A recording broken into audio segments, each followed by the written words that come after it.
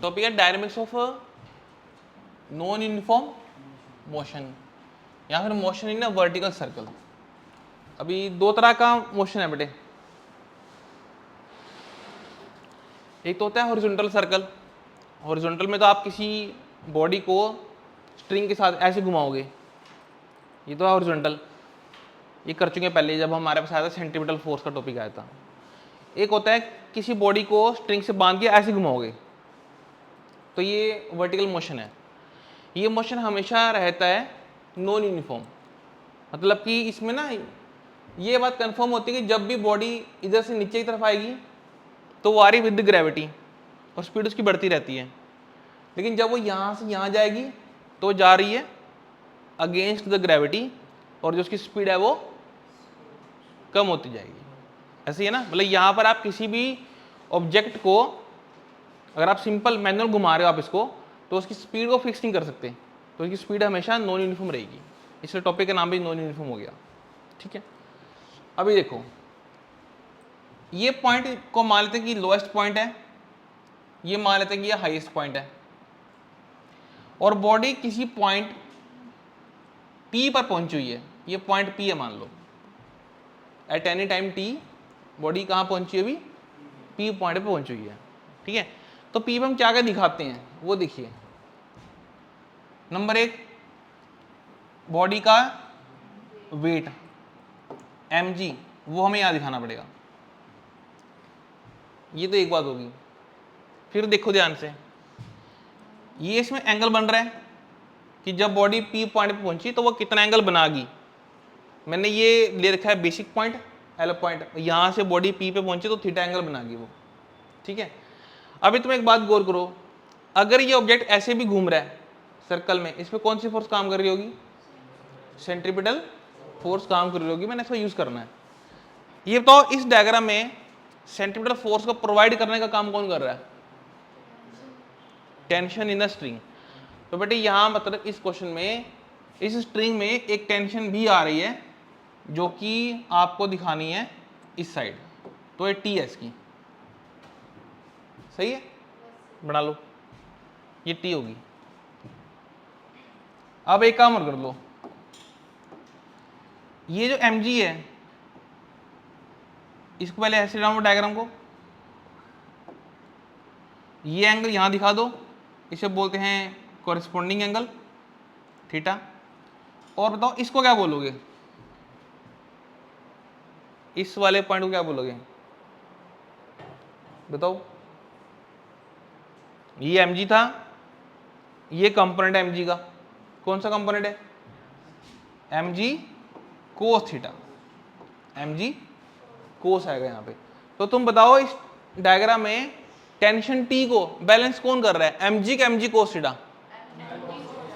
हाँ, ये थोड़ा ध्यान रखना, सही है ना, क्योंकि बेटे mg तो हमेशा काम कर रहा है डाउनवर्ड, लेकिन mg का एक कंपोनेंट जो कि एंगल के साथ हर बार चेंज होगा, क्योंकि इस पूरे डायग्राम में एंगल चेंज होगा तो इसका एक कंपोनेंट भी चेंज होगा, और यही क्या प्रोवाइड कर रहा है, इसको टेंशन प्रोवाइड कर रहा है। ठीक है, एक इक्वेशन लिखो, at point P the centripetal force is provided by, at point P the centripetal force is provided by, बताओ किस किस का नाम लिखोगे, P पॉइंट पे centripetal force formula mv square upon r होता है, कौन प्रोवाइड कर रहा है, सिर्फ T लिखेंगे, mg कोस भी लिखा जाएगा, प्लस होगा माइनस होगा, माइनस होगा क्योंकि एक ऊपर जा रहा है और एक इधर जा रहा है, दोनों अपोजिट है।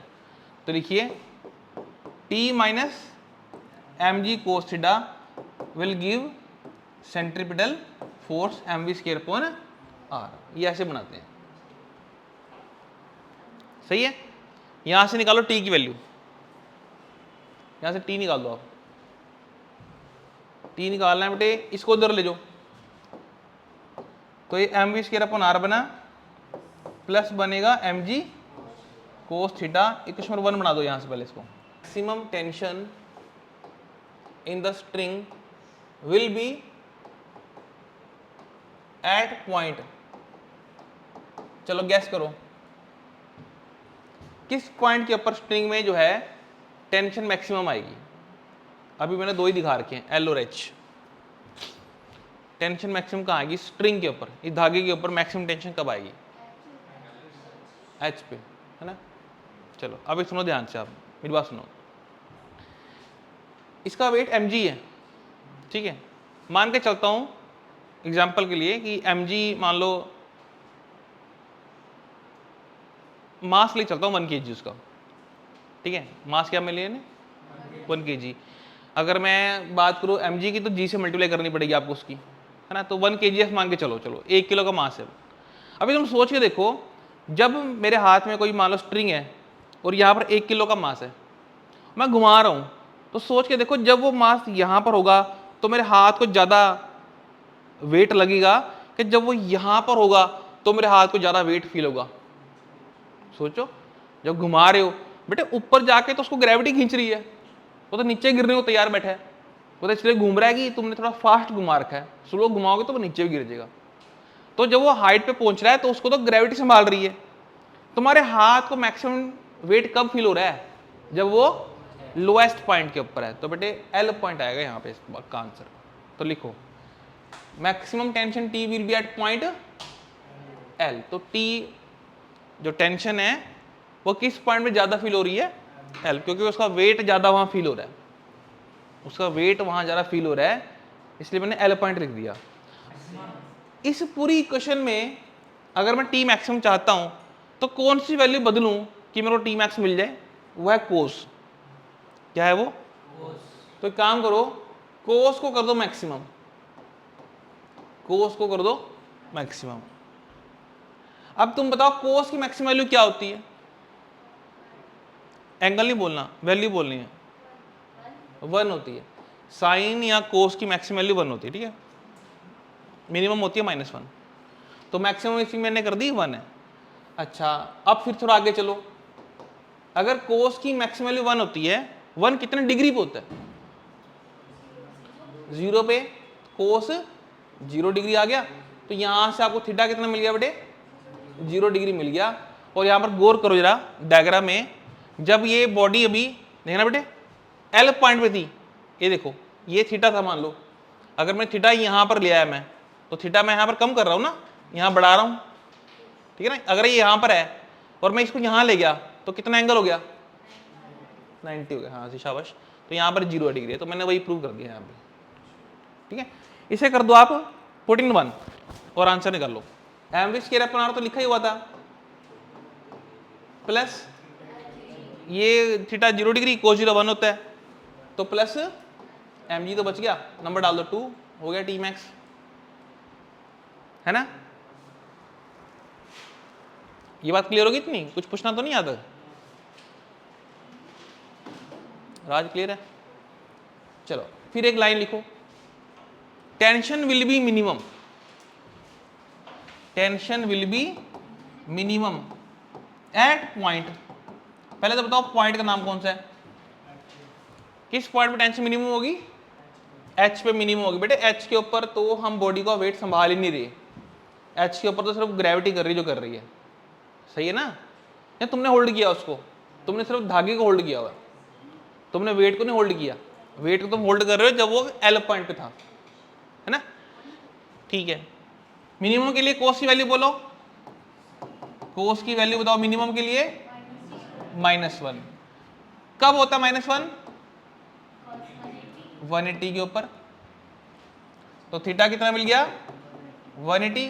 पुट इन 1 कर दो और निकालो T minimum. T minimum is equal to mv square upon r minus mg हो जाएगा। तुमने बोला नंबर डाल दो 3, कोई डाउट है पहले वो पूछो।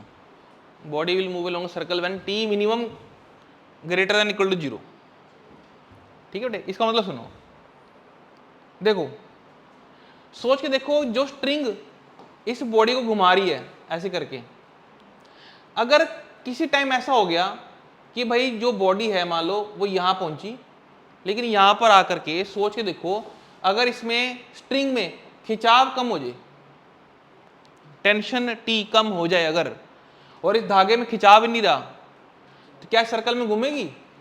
ये तो नीचे गिरेगी। ऐसे होगा ना, सर्कल में वो कब तक घूम रही है? जब तक स्ट्रिंग में टेंशन है तब तक सर्कल में घूम रही है वो, और नहीं तो नीचे गिरेगी आकर के। तो उसकी मैंने कंडीशन क्या बनाई बेटे कि भाई हमारे पास जो टी मिनिमम है वो 0 से बड़ा होना चाहिए, 0 भी हो जाए चलेगा, माइनस में होना चाहिए। तो एक काम करते हैं, इक्वेशन 3 में चले जाओ, टी मिनिमम को 0 कर दो और v निकाल दो। मैं कर रहा हूं M V square upon R minus M G equal to 0 कर दूं, माइनस एम जी उधर ले जाओ, क्या बनेगा? हाँ बिल्कुल ठीक बेटे, ठीक है राजा, आ गया आंसर। ओके, कुछ कैंसिल हो रहे हैं, एम से एम आर ऊपर ले जाओ, V square equal to R G, यहां से वी निकालोगे अंडर रूट आर जी। बेटे ये वी आई हमारी किस पॉइंट के ऊपर आई है? वी किस पॉइंट पे आई है? एल पे, एच पे? एच, इसको लिख लो वी एच, पहला आंसर आ गया V H, velocity at highest point. ठीक है जी, वेलोसिटी एट हाईएस्ट पॉइंट। एक एग्जांपल वैसे ही डिस्कस कर लेते हैं। अगर इस स्ट्रिंग का रेडियस 1 मीटर है, ये जो रस्सी बांधी है हमने, अगर वो 1 मीटर की रस्सी है और जी मान लो 10 है, रूट में आ जाओ, वैल्यू गैस करो, रूट में 10 आ गया, 3 पॉइंट कुछ आएगा, 3 पॉइंट कुछ है, मैं अब 3 मान के चलता हूं, क्या मान लेते हैं? 3 मान। अब सुनो बेटे, तुम रस्सी घुमा रहे हो, घुमाते घुमाते अगर यहां पर जाकर हाईएस्ट पॉइंट जाकर के अगर तुम्हारी स्पीड 3 हो या 3 से ज्यादा हो, तब तो ये आराम से घूम जाएगी। अगर 3 से कम स्पीड होगी तुम्हारी, 2.5 होगी, 2 होगी, तो सर्कल भी पूरा नहीं होगा, बॉडी रास्ते में जाते नीचे गिर जाएगी। अब तुम्हें कुछ यहां बात करी मैंने एनर्जी की, सोच के देखो, अगर ये यहां पर कोई ऑब्जेक्ट है, ये रहा ऑब्जेक्ट, और ये सर्कल में घूम रहा है, इसके पास कौन कौन सी एनर्जी है? काइनेटिक एनर्जी क्यों है? मोशन में है, formula half M V square, 9th class में पढ़ा हुआ है, half M V square kinetic energy है, इस पास मोशन में चल रही है। एक और एनर्जी भाई क्यों है? क्योंकि जब वो बॉडी जाएगी तो वो हाइट कवर कर रही है, और अगर किसी बॉडी के पास मास है, हाइट कवर कर रही है, ग्रेविटी तो वहां लगती है, तो mgh आ गया। mgh माने पोटेंशियल एनर्जी, mgh माने। अगली बात, काइनेटिक और पोटेंशियल दोनों को मिला करके मैं यूज करूंगा यहां पर, और हमें पता है कि जो एनर्जी होती है वो कंजर्व होती है। एनर्जी कैसी होती है? तो मतलब क्या, सुनो, इस पॉइंट के ऊपर एल पॉइंट पे काइनेटिक प्लस पोटेंशियल जितनी भी होगी वो बराबर होगी इस पॉइंट पे काइनेटिक प्लस पोटेंशियल। समझ गए? इस पॉइंट पे क्या क्या चीज, काइनेटिक प्लस पोटेंशियल इक्वल करनी है आपने इस पॉइंट के काइनेटिक प्लस पोटेंशियल के। ये नहीं कहना कि सर यहां पर क्या अलग होगी, नहीं, यहां पर भी बराबर है। अगर यहां पर कोई पॉइंट मानोगे वहां पर भी kinetic plus potential same answer देगा, यहां पर भी बेटा सेम आंसर देगा, इसलिए एनर्जी कंजर्व होती है। ठीक है, एक लाइन लिखो, total energy at point L should be equal to total energy at point H. Potential बनाओ, काइनेटिक, यहां पर भी पोटेंशियल और काइनेटिक, सही है। अच्छा देखना थोड़ा डायग्राम में मैंने क्या दिखाया, एल पॉइंट ना अर्थ के बिल्कुल पास मान लिया मैंने, ग्राउंड लेवल मान लिया, ग्राउंड लेवल के बिल्कुल पास मान लिया कि बिल्कुल पास से घुमा रहा हूं उसके, ग्राउंड के पास से निकल रही है, बस टच नहीं कर रही उसको। ठीक है, ओके। एल पॉइंट पे लिखनी है पोटेंशियल एनर्जी, फॉर्मूला बोलो mgh, तुम बताओगे। काइनेटिक एनर्जी का formula half M V square, V कौन सी, वी कौन सी, वी एल, जो कि मैं निकालनी है मैंने भी, इक्वल टू में आ जाओ एच पॉइंट की potential energy formula mgh gas करेंगे हम लोग, प्लस काइनेटिक एनर्जी का formula half m v square, v कौन सी, vh वो हमने निकाल भी रखी है बेटे। एल पॉइंट पे आ जाओ, एल पॉइंट पे आ जाओ, बिल्कुल अर्थ के पास है, बिल्कुल अर्थ के पास है। जो अर्थ के पास है उसकी हाइट आई क्या, नहीं आई, क्या लिखोगे,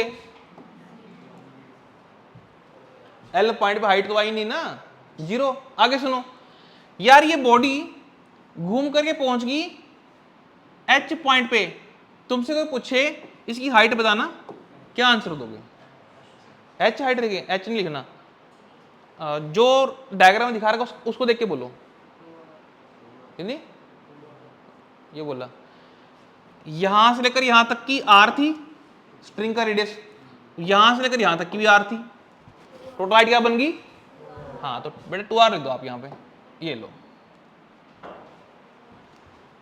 हो गया सही। अब एक काम और मैं यहीं कर देता हूं, तुम अगले स्टेप में कर लेना। मुझे बताओ VH की वैल्यू कितनी थी, VH की वैल्यू कितनी थी, √r, इसका स्क्वायर भी कर दो। लो जी सोल्व करना है अब आपने, करो, ये सारा 0 हो गया, यहीं पर यहीं आ जाओ, हाफ mvl स्क्वायर पे आ जाओ बेटे, इक्वल टू 2 बाहर लिख लो, इसे लिख लो mgr, स्क्वायर पे रूट काट दो, कितना आ जाएगा, हाफ mgr, ऐसे ही हुआ। राइट साइड से कुछ कॉमन निकल रहे हैं, mgr कॉमन निकाल दो, ब्रैकेट में क्या बचा, 2 प्लस हाफ, एलसीएम लेके बोलो कितना आएगा,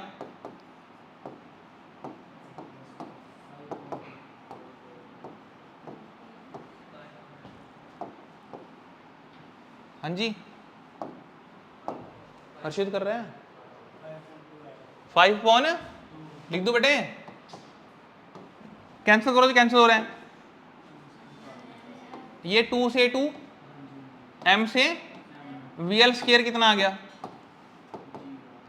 ये 5gr, और vl निकालना है तो अंडर रूट में 5gr, पहले क्या लिखा था मैंने, rg लिखा था मैंने rg लिखा था, इसको भी rg लिख लो कोई बात नहीं, ये लो, ये हमारा आंसर आ गया। अगर मैं बोलूं कि स्ट्रिंग का रेडियस 1 मीटर था और g मान लो 10 है, तो रूट में क्या बचेगा, रूट में क्या बचेगा, 50 आएगा, उसका अप्रोक्सीमेटली कितना बार आया, 7 कुछ आएगा, 7 मान के चलता हूं मैं, 7 मान लिया मान लो मैंने। अब देखो बेटे यहां पर ये क्या मतलब है इस बात का, इधर देखो आप, जब बॉडी इस पॉइंट पे पहुंची थी एच पे, क्या आंसर निकाला मैंने, 3 मीटर पर सेकंड, जब इस पॉइंट पहुंची क्या आंसर निकाला हमने। अब सुनो क्या हो रहा है, जब बॉडी घूम के नीचे की तरफ आ रही है तो यहां की स्पीड 3 थी, यहां 4 हो जाएगी, यहां 5 हो जाएगी, यहां 6 हो जाएगी, तो उसकी वेलोसिटी लगातार बढ़ रही है।